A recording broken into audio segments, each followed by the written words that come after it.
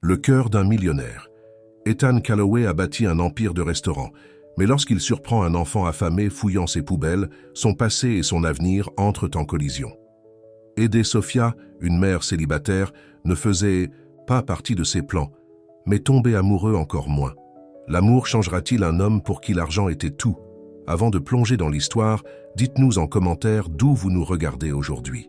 Le soleil matinal brillait à travers les grandes fenêtres du bureau au dernier étage d'Ethan Calloway. À 45 ans, Ethan avait bâti son empire de restaurants à partir de rien.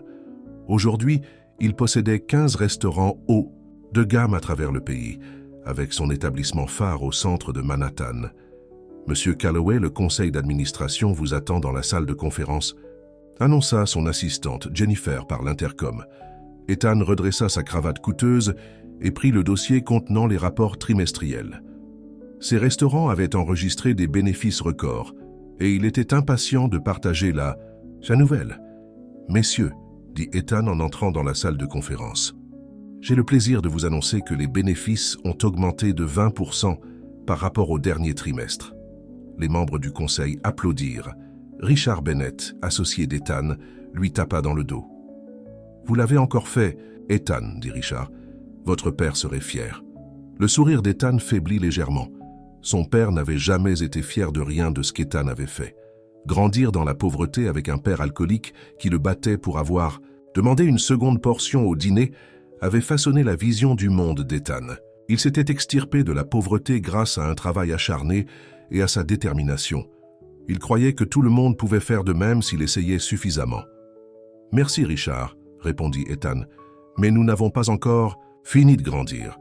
J'ai l'intention d'ouvrir 3 nouveaux établissements d'ici la fin de l'année. » Après la réunion, Ethan décida de rendre visite à son restaurant de Manhattan pour une inspection surprise.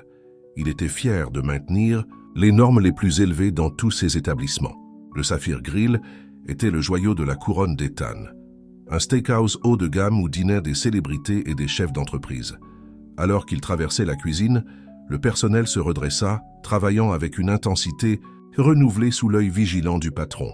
« Tout a l'air bien, » dit Ethan au manager Marcus. « Je resterai dîner et observerai depuis la salle à manger. » Assis à sa table privée dans un coin, Ethan observa le fonctionnement précis du restaurant. Les serveurs se déplaçaient efficacement entre les tables. La nourriture arrivait rapidement et les clients semblaient satisfaits. Une jeune serveuse s'approcha de sa table. Son badge indiquait « Sophia ». Il la reconnut comme une nouvelle. « Recrue. »« Bonsoir, Monsieur Calloway, » dit-elle avec un sourire nerveux. « Que puis-je vous apporter ce soir ?»« L'habitude, Sophia. Un ribeye saignant, une pomme de terre au four avec tous les accompagnements et un verre de cabernet. Tout de suite, monsieur. » Ethan l'observa travailler tout au long de la soirée. Contrairement à certains de ses employés qui se relâchaient lorsqu'ils pensaient que personne ne les regardait, Sophia travaillait avec détermination. Elle était attentive à ses clients, rapide pour remplir les verres d'eau et semblait sincèrement préoccupée lorsqu'un client se plaignit que son plat était trop peu cuit. Le restaurant ferma à 11 heures et Ethan resta pour examiner quelques documents avec Marcus. Lorsqu'il partit, il était minuit passé. En sortant par la porte arrière dans l'allée où attendait son chauffeur, il remarqua des mouvements près des poubelles. Un petit garçon âgé d'au plus 6 ans fouillait les poubelles, sortant des restes de nourriture avec des mains tremblantes. Ethan fronça les sourcils. Il n'aimait pas voir qui que ce soit près de sa propriété après les heures d'ouverture, surtout pas quelqu'un qui fouillait dans les ordures. Cela donnait une mauvaise image du restaurant. « Hé, petit !» appela-t-il, sa voix plus dure qu'il ne l'avait prévu. Le garçon sursauta, serrant un petit pain à moitié mangé contre sa poitrine. « Je suis désolé, monsieur, » bredouilla le garçon. « Je vais partir. » Avant qu'Ethan ne puisse répondre, une voix de femme cria « Noah !» Sophia, toujours en uniforme de serveuse, accourut dans l'allée et serra le garçon contre elle. « Qu'est-ce que tu fais ici? Tu étais censé être chez Madame Garcia. »« J'avais faim, » murmura le garçon. Madame Garcia s'est endormie et il n'y avait pas de nourriture. Sophia leva les yeux et remarqua Ethan debout là, son visage pâli. « Monsieur Calloway, » dit-elle en se redressant. « Je suis vraiment désolé pour ça. » Les yeux d'Ethan se déplacèrent entre Sophia et le garçon. « C'est votre fils. » Sophia hocha la tête, le menton légèrement relevé malgré son embarras évident. « Oui, monsieur. et il fouille mes poubelles pour trouver de la nourriture. Le visage de Sofia brûlait de honte. Je ne gagne pas assez pour payer le loyer et la nourriture. La babysitter coûte la plus grande partie de ce que je gagne, mais je ne voulais pas demander de l'aide ou causer de problème. Ethan aurait dû s'en aller. Ce n'était pas son problème. Les employés demandaient toujours des augmentations, prétendant avoir des difficultés. S'ils cédaient à une demande, ils s'y attendraient tous. Mais en regardant le petit Noah, quelque chose remua dans sa mémoire. Lui-même enfant, affamé, oublié, se faisant battre pour avoir demandé plus à manger. « Entrez !» dit Ethan, la voix plus douce maintenant. Tous les deux. Il les ramena dans le restaurant et demanda au personnel de cuisine, qui finissait de nettoyer, de préparer un repas.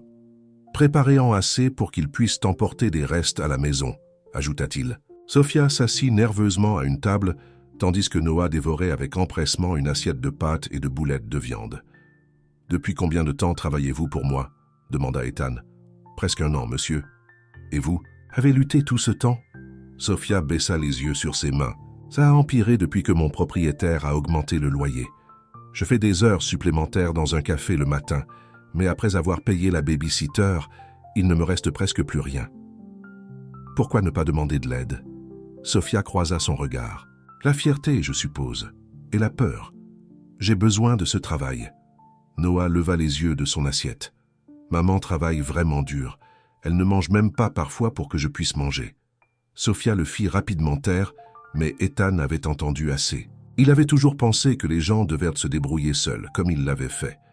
Mais voir cette femme faire 2 emplois et lutter encore pour nourrir son enfant a remis en question quelque chose au plus profond de lui. « Où habitez-vous » demanda-t-il. « Dans le Bronx. C'est un petit appartement, mais... » « Comment rentrez-vous le soir ?»« Le métro, généralement. Parfois, je marche une partie du chemin lorsque les trains ne fonctionnent pas. » Ethan sortit son téléphone. « J'appelle mon chauffeur. Il vous ramènera à la maison ce soir. »« Ce n'est pas nécessaire. Il est minuit passé et vous avez un enfant avec vous. C'est nécessaire. » Pendant qu'ils attendèrent le chauffeur, Ethan posa plus de questions sur la vie de Sofia. Elle était mère célibataire. Le père de Noah était parti lorsqu'il était bébé. Elle avait abandonné ses études pour avoir Noah, mais rêvait d'y retourner un jour pour étudier les affaires. Lorsque le chauffeur arriva, Ethan les accompagna jusqu'à la voiture. Alors que Noah montait dans la voiture, il se tourna vers Ethan. « Merci pour la nourriture, monsieur l'homme riche », dit le garçon solennellement. Ethan sentit une boule inconnue dans sa gorge. « De rien, Noah. » Il ferma la portière de la voiture et se tourna vers Sofia. « Soyez là à 9 heures demain matin. » Le visage de Sofia se décomposa. « Mon service ne commence qu'à 4 heures. Je sais. Venez à 9 heures. Nous devons parler. » Sofia passa une nuit blanche à s'inquiéter de perdre son emploi. Le matin, elle s'était convaincue qu'Ethan Calloway allait la renvoyer pour avoir apporté ses problèmes personnels au travail. À 9 heures précises, elle arriva au Sapphire Grill. À sa surprise, Ethan l'attendait dehors. « Bonjour, dit-il. Où est Noah ?»« À l'école, répondit Sofia. « Bien, venez avec moi. » Il la conduisit vers une Mercedes noire garée à proximité et ouvrit la portière passager pour elle. Sofia hésita. « Où allons-nous » L'expression d'Ethan était impénétrable. « Hier soir, j'ai réalisé quelque chose, Sofia. J'ai été tellement concentré sur la construction de mon empire que j'ai oublié pourquoi j'avais commencé au départ. Et pourquoi avez-vous commencé ? Pour m'assurer de ne plus jamais avoir faim. » Il fit une pause. « Montez en voiture, s'il vous plaît. » Confuse mais curieuse, Sofia monta. Ils se rendirent dans un immeuble d'appartements modeste dans un quartier sûr, non loin du Sapphire Grill. « C'est le premier bien que j'ai jamais acheté, » expliqua Ethan en entrant. « Je possède tout l'immeuble maintenant. » Il lui montra un appartement vacant de 2 chambres au 3e étage. Il était propre, avec de grandes fenêtres et des murs fraîchement peints. « Le locataire a déménagé la semaine dernière, » dit Ethan. « Je ne l'ai pas encore mis en vente. » Sofia traversa l'espace, passant sa main le long du comptoir de la cuisine. « C'est agréable. »« Le loyer est dans vos moyens avec votre salaire actuel, » dit Ethan. « Et il est assez proche pour vous rendre au travail à pied, ce qui vous ferait économiser des frais de transport. » Sofia se tourna vers lui, choquée. « Vous m'offrez cet appartement ?»« Oui, et une augmentation, et des avantages complets, y compris une aide à la garde d'enfants. » Les yeux de Sofia se remplirent de larmes. « Pourquoi ? Pourquoi feriez-vous ça pour moi ?» Ethan regarda par la fenêtre pendant un long moment avant de répondre. « Parce que hier soir, je me suis vu dans votre fils, et j'ai vu en vous quelque chose qui m'a rappelé ce qui est vraiment important. Je ne sais pas quoi dire. Dites que vous prendrez l'appartement. Dites que vous me laisserez vous aider. »« Ça, quel est le piège ?» demanda Sophia soudainement méfiante. Ethan sourit, un sourire sincère qui transforma son visage généralement sévère. « Le piège, c'est que vous devez promettre de retourner à l'école, à temps partiel, tout en continuant à travailler pour moi.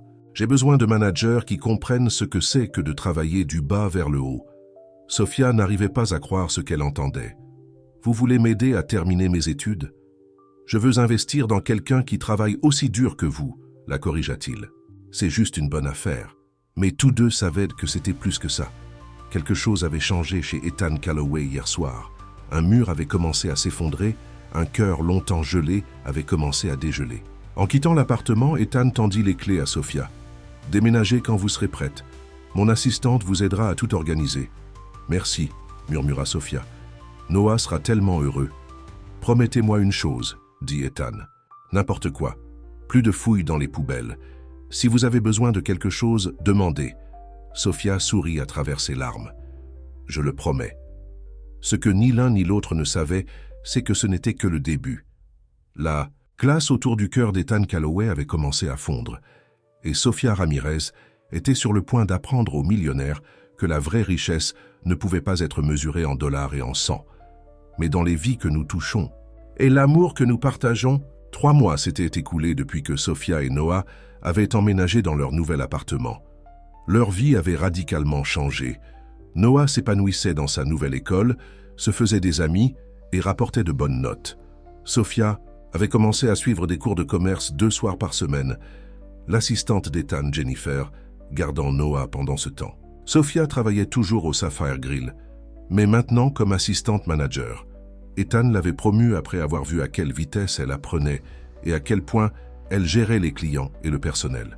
« Vous êtes une leader naturelle », lui avait-il dit en lui offrant le poste. « Les gens vous respectent parce que vous avez été à leur place. » Quant à Ethan, les petits changements dans sa vie avaient recommencé à prendre de l'ampleur. Après avoir aidé Sophia, il avait examiné de plus près les conditions de vie de ses autres employés. Beaucoup avaient des difficultés malgré un travail à temps plein. Il avait augmenté les salaires dans tous ses restaurants et lancé un programme de bourse pour les employés qui souhaitaient poursuivre leurs études. « Monsieur Calloway, votre frère est là pour vous voir », annonça Jennifer par l'intercom un lundi matin. Ethan fronça les sourcils. Son jeune frère James visitait rarement le bureau. Leur relation était tendue depuis des années, depuis qu'Ethan avait refusé de sortir James de ses dettes de jeu. « Faites-le entrer », dit Ethan, se préparant. James entra en flânant, vêtu d'un costume coûteux qui semblait neuf. Son sourire était charmant mais n'atteignait pas ses yeux. « Grand frère, comment va le roi des restaurants ces jours-ci ? »« Je suis occupé, James. Que veux-tu » James plaça une main sur son cœur, en feignant l'offense. Un homme ne peut-il pas rendre visite à son frère prospère sans rien vouloir ? Pas quand cet homme est toi, répondit sèchement Ethan. James rit et s'assit sur la chaise en face du bureau d'Ethan. C'est juste. En fait, j'ai entendu des rumeurs intéressantes à votre sujet ces derniers temps. Quelles rumeurs ? Que vous êtes devenu mou. Augmenter les salaires, donner des appartements, financer l'éducation des serveuses. James se pencha en avant. Cela ne ressemble pas au frère que je connais. Ethan se raidit. Je fais des investissements dans mon entreprise. Des employés. Heureux signifiant des clients heureux. Est-ce tout ?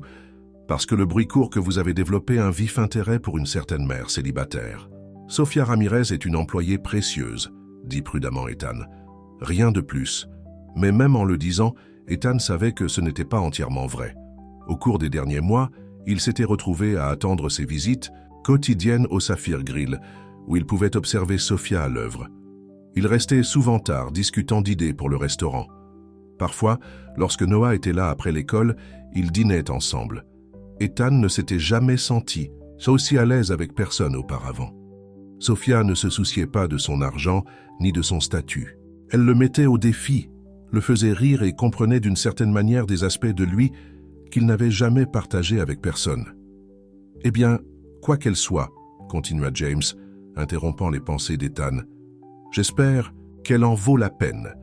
Parce que les membres de votre conseil d'administration sont préoccupés, Richard Bennett en particulier. Ethan fronça les sourcils. Richard ne m'a rien dit. Il ne le ferait pas, n'est-ce pas? Pas en face. James se leva. Écoute, je te donne juste un avertissement amical. Les gens parlent. Ils pensent que tu perds ton avantage. Après le départ de James, Ethan resta assis à réfléchir aux paroles de son frère. Était-il en train de perdre son avantage ou était-il enfin en train de trouver son humanité? Ce soir-là, Ethan décida de quitter le travail tôt. Il alla à l'école de Noah et attendit dehors, regardant les enfants sortir de l'immeuble. Lorsque Noah aperçut la voiture d'Ethan, son visage s'illumina. « Monsieur Ethan » appela-t-il en courant. « Que faites-vous ici ?»« J'ai pensé vous faire une surprise » dit Ethan en souriant. « Qu'aimeriez-vous faire au zoo ?» Les yeux de Noah s'écarquillèrent. « Vraiment? Maintenant ?»« Maintenant. Ta mère travaille jusqu'à la fermeture, donc nous avons plein de temps. » Noah monta dans la voiture, bavardant avec enthousiasme sur les animaux qu'il voulait voir. Alors qu'ils se promenèrent dans le zoo, Ethan prit plaisir à l'enthousiasme du garçon. Noah lui prit la main naturellement, l'attirant d'exposition en exposition. « Regardez les lions, monsieur Ethan. Ils ressemblent à de gros chatons. » Ethan rit. Des chatons très dangereux. À l'enclos des singes, Noah devint pensif. « Mon papa était censé m'emmener au zoo une fois, dit-il doucement, mais il n'est jamais revenu pour le faire. » Ethan ressentit une vague de colère envers cet inconnu qui avait abandonné son enfant. « Eh bien, je suis là maintenant, » dit-il en serrant la main de Noah, « et ces singes ne vont nulle part. » Au moment où ils arrivèrent au Saphir Grill, Noah s'était endormi sur la banquette arrière. Ethan le porta à l'intérieur, où Sophia terminait son service. « Ethan » s'exclama-t-elle, surprise de le voir avec son fils endormi dans les bras. « Qu'est-il arrivé ?»« Rien de grave, » la rassura Ethan. « Nous sommes allés au zoo. Il s'est épuisé à voir chaque animal 2 fois. » Le visage de Sophia s'adoucit. « Vous l'avez emmené au zoo, juste comme ça. C'est un bon garçon. J'ai autant apprécié que lui. » Sophia toucha son bras.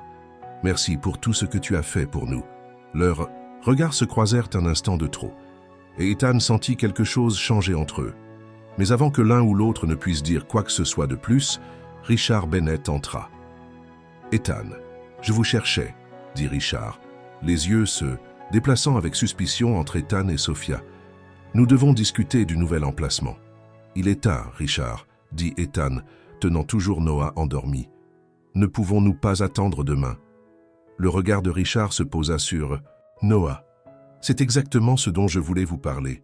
Votre distraction. » Sophia se raidit. « Je devrais ramener Noah à la maison, » dit-elle doucement, tendant la main vers son fils. Ethan transféra soigneusement le garçon endormi dans ses bras. « Je t'appellerai plus tard, » lui dit-il. Après le départ de Sophia, Ethan se tourna vers Richard. « De quoi s'agit-il, Richard? Asseyons-nous. » Les 2 hommes prirent une cabine dans le restaurant vide. Richard, à 65 ans, avait été le mentor d'Ethan lorsqu'il avait commencé dans l'entreprise. Il avait fourni l'investissement initial pour le premier restaurant d'Ethan et possédait 20% de l'entreprise. « Je suis préoccupé, Ethan, » commença Richard. « Votre frère a mentionné certains changements que vous avez apportés, des changements coûteux. Les augmentations de salaire, elles ont en fait amélioré la rétention et le service. Nos bénéfices sont en hausse. Ce ne sont pas seulement les salaires, c'est cette implication personnelle avec le personnel, en particulier avec mademoiselle Ramirez. » La mâchoire d'Ethan se serra. Sophia est une excellente manager. Elle était serveuse il y a 3 mois, s'exclama Richard. Et maintenant vous l'avez en poste de direction. Elle habite dans votre immeuble, suit des cours aux frais de la société. Les gens parlent, Ethan. Laissez-les parler. Cela affecte l'entreprise. Le conseil d'administration craint que vous ne preniez des décisions basées sur les émotions plutôt que sur le bon sens commercial. Le conseil d'administration? Ethan leva un sourcil. Ou seulement vous? Richard soupira. Je vous connais depuis que vous étiez un enfant affamé avec de grands rêves, Ethan. J'ai cru en vous quand personne d'autre ne l'a fait. Je ne vous ai jamais vu laisser quoi que ce soit vous distraire de la construction de cette entreprise. Il se pencha en avant. Jusqu'à maintenant. Les gens ne sont pas des distractions, Richard. Ce sont les raisons pour lesquelles nous sommes en affaires. Ne soyez pas naïf, railla Richard. Nous sommes en affaires pour gagner de l'argent. Point final. Ethan se leva. C'est peut-être pour ça que vous avez divorcé 3 fois. Le visage de Richard rougit. Ne rendez pas cela personnel. Mais c'est personnel, n'est-ce pas? Vous ne vous inquiétez pas vraiment pour l'entreprise. Vous vous inquiétez que si je commence à me soucier des autres, je serai moins concentré sur la génération de revenus pour vous. Ce n'est pas juste, pas juste. Ethan secoua la tête. J'apprécie tout ce que vous avez fait pour moi, Richard, mais je possède 80% de cette entreprise. Les décisions sont les miennes. Après le départ de Richard, Ethan resta assis seul dans le restaurant obscurci, réfléchissant à combien sa vie avait changé en 3 mois seulement.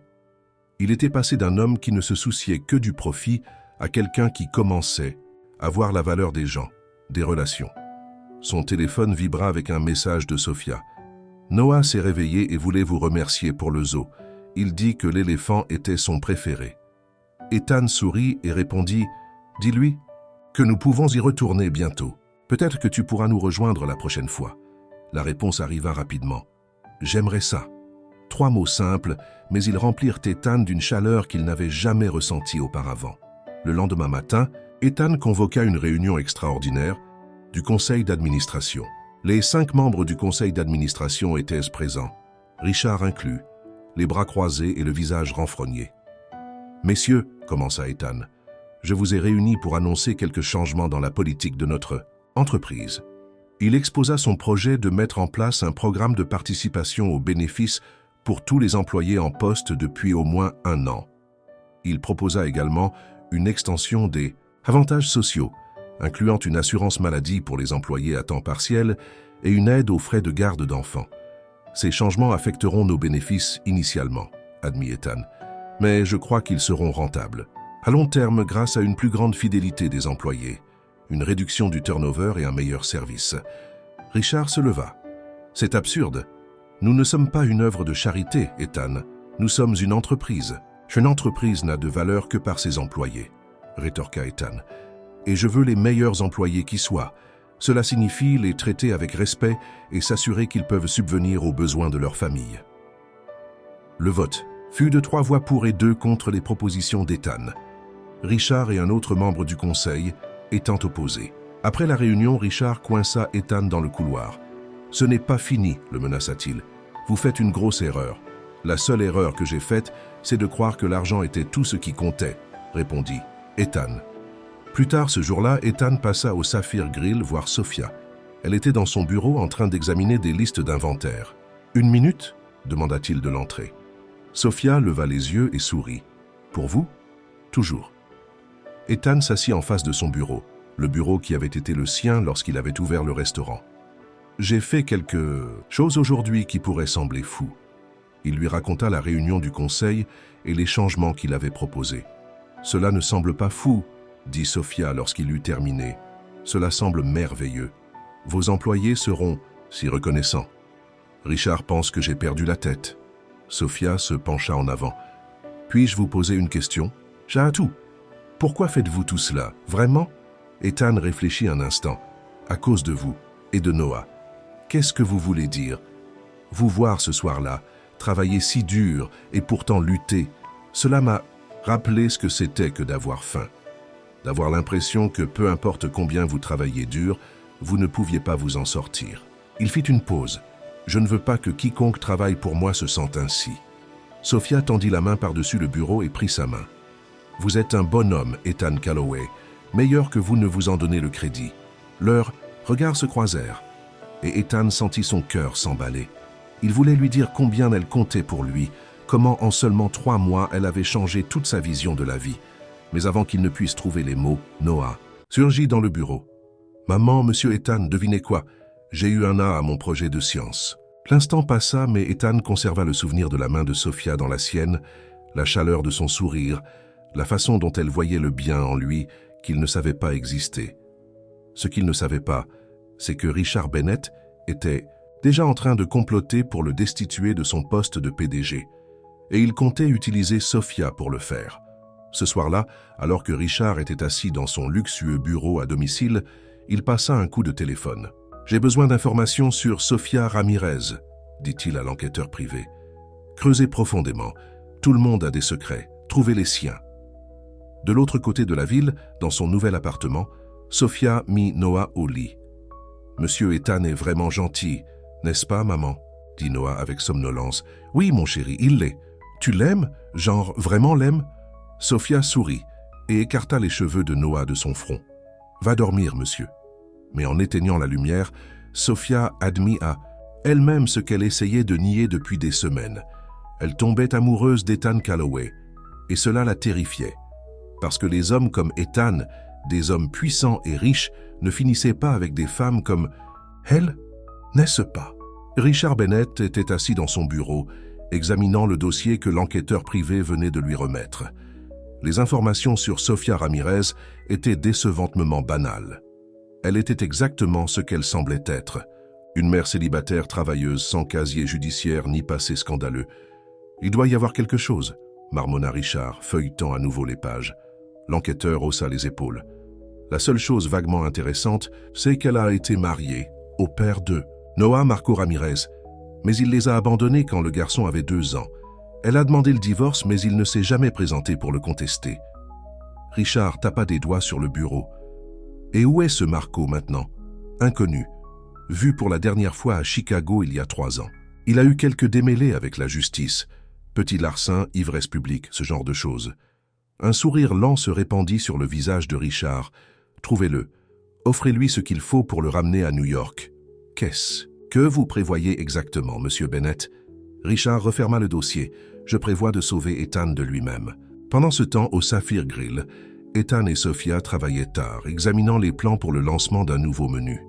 Ils étaient assis côte à côte au bar après la fermeture, entourés d'échantillons de plats du chef.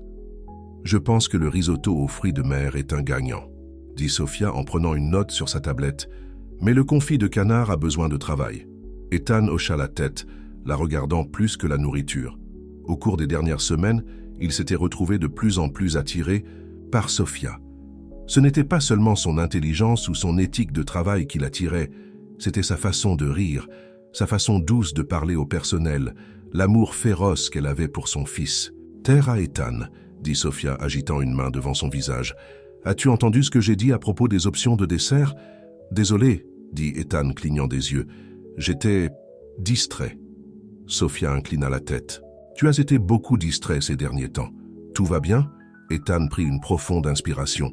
« Sophia, je dois te demander quelque chose. » Ses yeux s'écarquillèrent légèrement. « D'accord. Voudrais-tu… » Le téléphone d'Ethan sonna, interrompant l'instant. Il jeta un coup d'œil à l'écran et fronça les sourcils. « C'est la société de sécurité du restaurant du centre-ville. Je dois prendre ça. » Pendant qu'Ethan s'éloignait pour prendre l'appel, Sophia essaya de calmer son cœur qui s'emballait. Elle avait le sentiment de savoir ce qu'Ethan allait demander, et elle ne savait pas comment répondre. Au cours des derniers mois, ils s'étaient rapprochés plus qu'elle ne l'avait jamais imaginé. Noah l'adorait, et Sophia se surprenait à penser constamment à Ethan. Mais il y avait toujours un tel fossé entre eux, non seulement en termes de richesse, mais aussi d'expérience, de cercles sociaux. Ethan appartenait à un monde que Sophia n'avait qu'entrevu de l'extérieur. Comment pouvait-elle s'intégrer à sa vie? « Je dois y aller, » dit Ethan en revenant. « Quelqu'un a essayé de cambrioler le local du centre-ville.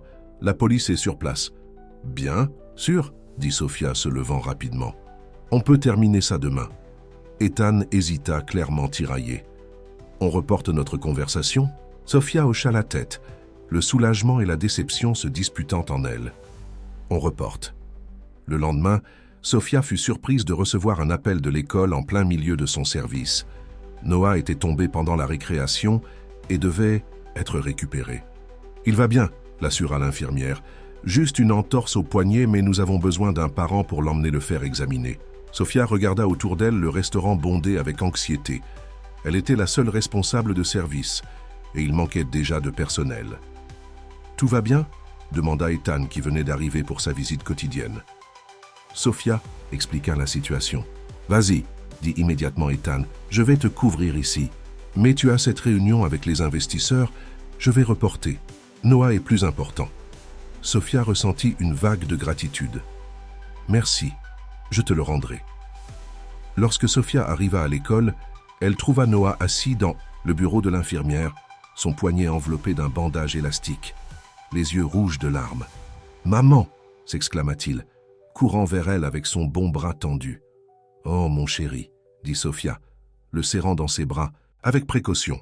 « Allons te voir chez le docteur. » Au centre de soins d'urgence, ils attendirent plus d'1 heure avant qu'un médecin puisse voir Noah. Les radiographies confirmèrent qu'il ne s'agissait que d'une entorse, pas d'une fracture. Alors qu'il sortait, Sofia fut choquée de voir Ethan dans la salle d'attente. « Ethan, que fais-tu ici? Je voulais m'assurer que vous alliez tous les deux bien. » Il s'agenouilla au niveau de Noah. « Comment va le poignet, mon pote ?» Noah leva son bras nouvellement bandé. « Le docteur dit que je suis courageux. »« Tu l'es certainement, » acquiesça Ethan. « Je t'ai apporté quelque chose. » Il sortit un petit éléphant en peluche de derrière son dos, un souvenir de leur animal préféré du zoo. Le visage de Noah s'illumina. « Merci. » Il serra l'éléphant dans son bon bras. « J'ai aussi pensé que vous auriez peut-être faim, » dit Ethan en se levant. « Et si on allait dîner ?» Ils allèrent dans un restaurant familial décontracté où Noah pouvait avoir ses boulettes de viande et ses spaghettis préférés. Pendant qu'ils mangeaient, Sofia ne put s'empêcher de remarquer à quel point cela semblait naturel. Les trois ensemble, comme une famille. « Tu n'étais pas obligé de faire ça, » dit-elle à Ethan pendant que Noah était distrait par les jeux du menu enfant. « Je voulais le faire, » répondit simplement Ethan. Sofia, à propos d'hier, « Monsieur Ethan, regarde !» interrompit Noah, montrant à Ethan le labyrinthe qu'il avait terminé. « Bien joué, mon pote !» dit Ethan, l'instant perdu à nouveau. Plus tard, après que Noah ait été mis au lit avec son nouvel éléphant serré dans son bon bras, Sofia et Ethan étaient assis dans son salon, parlant à voix basse. « Merci pour aujourd'hui, » dit Sofia. « Pour tout. » Ethan la regarda intensément. « Tu n'as pas besoin de me remercier. Je tiens à vous deux. » Il y avait un poids dans ces paroles qui fit bondir le cœur de Sofia. « Ethan, Laisse-moi dire ça, » interrompit doucement Ethan. « J'ai essayé de trouver le bon moment, mais peut-être qu'il n'y en a pas. » Il prit sa main. « Sofia, ces derniers mois m'ont changé. Toi et Noah m'avez montré ce qui compte vraiment dans la vie. » Sofia sentit des larmes se former dans ses yeux. « Nous ressentons la même chose pour toi. Je ne me suis jamais senti comme ça pour personne auparavant. » continua Ethan. « Je pense, non, je sais, que je tombe amoureux de toi. » Les mots restèrent suspendus dans l'air entre eux. Le souffle de Sofia se bloqua dans sa gorge. « Ethan, es-tu sûr? Nous sommes si différents. »« Pas? Là où ça compte, » insista-t-il. « Tu es gentille, intelligente, forte. Tu me donnes envie d'être un homme meilleur. » Sofia ne put plus retenir ses larmes. « J'ai combattu mes sentiments pour toi parce que j'avais peur. Peur qu'un homme comme toi ne puisse pas vouloir une femme comme moi. Une femme comme toi est exactement ce que je veux, » dit Ethan, essuyant ses larmes avec son pouce. « Vous deux. » Lorsqu'il l'embrassa, Sofia sentit que tout dans sa vie avait mené à cet instant. Pour la première fois depuis la naissance de Noah, elle se permit de croire à une fin heureuse. Ce que ni l'un ni l'autre ne savaient, c'est que de l'autre côté de la ville, Richard Bennett mettait son plan en marche. « Monsieur Ramirez, merci d'être venu, » dit Richard, serrant la main d'un homme maigre et nerveux en costume mal ajusté. Marco Ramirez regarda le bureau opulent de Richard avec une envie mal dissimulée. « Votre message disait qu'il y avait de l'argent en jeu ?» « En effet. » Richard fit un geste pour que Marco s'assoie. « Dites-moi, comment aimeriez-vous renouer avec votre fils ?» Les yeux de Marco se rétrécirent. « De quoi s'agit-il ? Je n'ai pas vu le gamin depuis des années. »« Et de qui est-ce la faute ?» demanda Richard avec douceur. « Mais maintenant, vous avez une chance de réparer les choses, de redevenir père. » « Je ne sais pas. » Richard ouvrit un tiroir et sortit une enveloppe épaisse d'argent liquide. « 20 000 $ maintenant, 30 autres lorsque le travail sera terminé. » Marco se lécha les lèvres. « Quel travail exactement ?» Le sourire de Richard n'atteignit pas ses yeux. « J'ai besoin que vous réclamiez vos droits en tant que père de Noah. Que vous disiez à Sofia que vous voulez faire partie de sa vie à nouveau. Et ensuite vous disparaîtrez à nouveau avec vos 50 000 $. Mais pas avant d'avoir créé suffisamment de perturbations. » Le dimanche suivant, Ethan invita Sofia et Noah dans son penthouse pour la première fois. Il avait été nerveux à l'idée de leur montrer sa maison, craignant que le luxe ne crée une distance entre eux. Mais Noah était simplement excité par l'ascenseur qui montait directement au dernier étage, et Sofia semblait plus intéressée par la vue que par le mobilier coûteux. C'est là que tu habites » demanda Noah, les yeux grands ouverts, alors qu'il explorait le spacieux salon.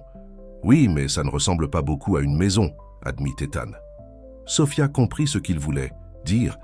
Malgré les œuvres d'art coûteuses et les meubles design, l'endroit manquait de chaleur. Il n'y avait pas de photos de famille, pas de touches personnelles, rien qui dise qui était Ethan. « Peut-être qu'on peut y remédier » suggéra-t-elle. Ils passèrent la journée ensemble, préparant le déjeuner dans la cuisine rarement utilisée d'Ethan, jouant à des jeux de société et riant. Le soir, lorsque Noah s'était endormi sur le canapé, Ethan ressentit un contentement qu'il n'avait jamais connu auparavant. « J'aime le voir ici », dit doucement Ethan, regardant Noah dormir. « J'aime te voir ici aussi. » Sophia s'appuya contre son épaule. « Ça semble juste, n'est-ce pas? Plus juste que tout, ce que j'ai jamais ressenti. » Le lendemain matin, Sophia arriva tôt au Saphir Grill pour préparer une grande réservation de déjeuner. Elle fut surprise de trouver James Calloway attendant devant les portes verrouillées. « Vous devez être Sophia », dit James avec un sourire qui lui rappela celui d'Ethan, bien que moins sincère. « J'ai tellement entendu parler de vous. »« Monsieur Calloway », la salua poliment Sophia. « Ethan n'est pas encore là. En fait, je suis venu vous voir. » James la suivit à l'intérieur alors qu'elle ouvrait la porte. « Mon frère semble assez pris par vous. » Sophia s'occupa à allumer les lumières et à préparer la journée. « Ethan et moi sommes proches, oui. Assez proches pour qu'il ait mentionné le mariage. » Sophia laissa tomber la pile de menus qu'elle tenait. « Quoi ?» James leva un sourcil. « Il ne l'a pas fait ?»« Intéressant, il m'a dit qu'il avait l'intention de proposer bientôt. Je ne pense pas que ça vous regarde, » dit Sophia, ramassant les menus les mains tremblantes. « Oh, si. Vous voyez, lorsque Ethan se mariera, sa femme fera partie de l'entreprise familiale. Et compte tenu de votre passé, j'ai pensé que je devais m'assurer que vous compreniez ce dans quoi vous vous embarquez. » Sophia se redressa, la colère, remplaçant son choc. « Mon passé, une serveuse sans diplôme universitaire, une mère célibataire avec un passé mouvementé. Il n'y a rien de mouvementé dans mon passé. » James haussa les épaules. « Peut-être pas. Mais il y a la question de votre ex-mari. Marco, n'est-ce pas ?» Sophia pâlit. « Comment connaissez-vous Marco ? Je m'intéresse aux gens qui pourraient influencer mon frère. Des gens qui pourraient avoir un intérêt financier à se rapprocher de lui. Je me fiche de l'argent d'Ethan, » dit fermement Sophia. « Tout le monde se soucie de l'argent, Sophia. Certains sont juste meilleurs pour le cacher que d'autres. » James se dirigea vers la porte. Juste quelque chose à laquelle réfléchir. Après son départ, Sophia s'assit au bar, les jambes soudainement faibles. Le mariage ? Ethan avait-il vraiment pensé au mariage ? Et comment James connaissait-il Marco ? Elle n'eut pas le temps de traiter ces questions car son téléphone sonna. C'était la personne qui gardait Noah après l'école. « Mademoiselle Ramirez, il y a un homme qui prétend être le père de Noah. Il exige de le voir. » Le sang de Sophia devint froid. « Ne le laissez pas approcher Noah. J'arrive tout de suite. » Lorsqu'elle arriva au centre de garde d'enfants, elle trouva Marco en train de se disputer avec la directrice. Il avait l'air plus vieux, plus maigre qu'elle ne s'en souvenait, mais ses yeux gardaient toujours cet éclat manipulateur. « Sophia !» s'exclama-t-il lorsqu'il la vit. « Te voilà, il ne me laisse pas voir mon fils. »« Que fais-tu ici, Marco ?» demanda Sophia, gardant sa voix basse pour éviter d'alarmer les enfants qui jouaient à proximité. « J'ai changé, Sophia. Je veux faire amende honorable. Je veux faire partie de la vie de Noah. » Sophia croisa les bras. Après 4 ans de rien, pas d'appel, pas de pension alimentaire pour enfants, pas même une carte d'anniversaire. « Je sais que j'ai merdé, mais je suis le père de Noah, j'ai des droits. Tu as abandonné ces droits lorsque tu nous as abandonnés. » La façade de remords de Marco se brisa légèrement. « En fait, légalement, je ne l'ai pas fait. On devrait parler de ça en privé. » Sophia se sentit malade. Elle savait que Marco avait raison. Elle n'avait jamais pu mettre fin à ses droits parentaux parce qu'il avait disparu. Le divorce avait eu lieu, mais légalement, il avait toujours une prétention sur Noah. « Ma pause déjeuner est dans 1 heure, » dit-elle enfin. « Rencontrez-moi au café du coin du Saphir. Grill. » Lorsque Marco partit, Sophia appela immédiatement Ethan. Elle avait besoin de ses conseils, de son soutien, mais l'appel est allé à la messagerie vocale. Elle laissa un bref message lui demandant de la rappeler dès que possible. Plus tard, au café, Marco ne perdit pas de temps pour aller aux fêtes. « Je veux voir Noah régulièrement. Des visites de fin de semaine pour commencer. » Sophia le regarda avec incrédulité. « Pourquoi maintenant, Marco? Pourquoi après tout ce temps ?» Marco bougea mal à l'aise. « Comme je l'ai dit, j'ai changé. Mon fils me manque. Tu ne le connais même plus. Il avait 2 ans lorsque tu es parti. Il a 6 ans maintenant, il ne se souvient pas de toi. Alors il est temps qu'il apprenne à connaître son vrai père, n'est-ce pas? Marco se pencha en avant. Au lieu de n'importe quel type riche que tu as utilisé comme remplaçant. Sofia ressentit un frisson. Comment Marco connaissait-il Ethan? Que cherches-tu vraiment, Marco? Avant qu'il ne puisse répondre, Ethan apparut à leur table. Sofia, j'ai reçu ton message. Tout va bien? Les yeux de Marco s'écarquillèrent lorsqu'il reconnut Ethan. Eh bien, Ethan Calloway lui-même. Maintenant, je comprends. Ethan regarda Sofia et Marco. Qui est-ce? Ethan, c'est Marco Ramirez, le père de Noah. Sofia observa attentivement le visage d'Ethan, tandis que la compréhension s'éveillait. Je vois, dit Ethan, sa voix soigneusement contrôlée. Ça te dérange si je vous rejoins? Marco sourit. Pas du tout. Nous étions juste en train de discuter des modalités de garde. Il n'y a pas de modalité de garde. À discuter, dit fermement Sofia. Tu as abandonné ce droit lorsque tu nous as abandonnés. Les tribunaux pourraient voir les choses différemment, rétorqua Marco. Surtout lorsqu'ils entendront comment tu as empêché mon fils de me voir pendant que tu te rapproches d'un millionnaire. Les yeux d'Ethan se durcirent. Est-ce une menace? Marco haussa les épaules. Juste des faits. Je veux voir mon fils, j'ai des droits. Les droits s'accompagnent de responsabilités, dit froidement Ethan. Où étais-tu pendant les 4 dernières années? Où était ton soutien lorsque Noah avait besoin de nourriture, de vêtements, de médicaments? C'est entre moi et Sofia. Non, c'est à propos de Noah, intervint Sofia, et ce qui est le mieux pour lui. Marco s'appuya en arrière dans sa chaise. Ce qui est le mieux pour lui, c'est de connaître son vrai père. Que veux-tu, Marco? Demanda Ethan sans embâge. Vraiment? Marco hésita, puis nomma un chiffre qui fit sursauter Sofia. 200 000 $, pour que je renonce à mes droits parentaux de façon permanente. Tu vends ton propre fils? Murmura Sofia horrifiée. Je suis pragmatique, répondit Marco. Nous savons tous que vous vous en sortirez mieux sans moi dans la vie de Noah. Je ne fais que l'officialiser. Ethan se leva. Je crois que nous avons terminé ici. Sofia, allons-y. Marco saisit le bras de Sofia alors qu'elle commençait à se lever. Réfléchissez-y, Sofia. C'est une rupture, nette. Sinon, je serai dans la vie de Noah pendant des années. Est-ce ce que vous voulez? Ethan retira doucement la main de Marco. Ne la touchez plus. Devant le café, Sofia finit par craquer. Je n'arrive pas à croire que cela arrive. Comment a-t-il pu nous retrouver? Ethan la serra dans ses bras. Je ne sais pas, mais nous allons trouver une solution, je le promets. Il ne cherche que de l'argent, Ethan. Il se fiche de Noah. Je sais. La mâchoire d'Ethan était serrée, déterminée. Et il ne s'approchera pas de Noah. Je m'en assurerai. Ce qu'il ne savait pas, c'est que Richard Bennett les observait de l'autre côté de la rue, un sourire satisfait sur le visage. La première partie de son plan fonctionnait parfaitement. Ce soir-là, après avoir couché Noah, Sofia appela son ami avant.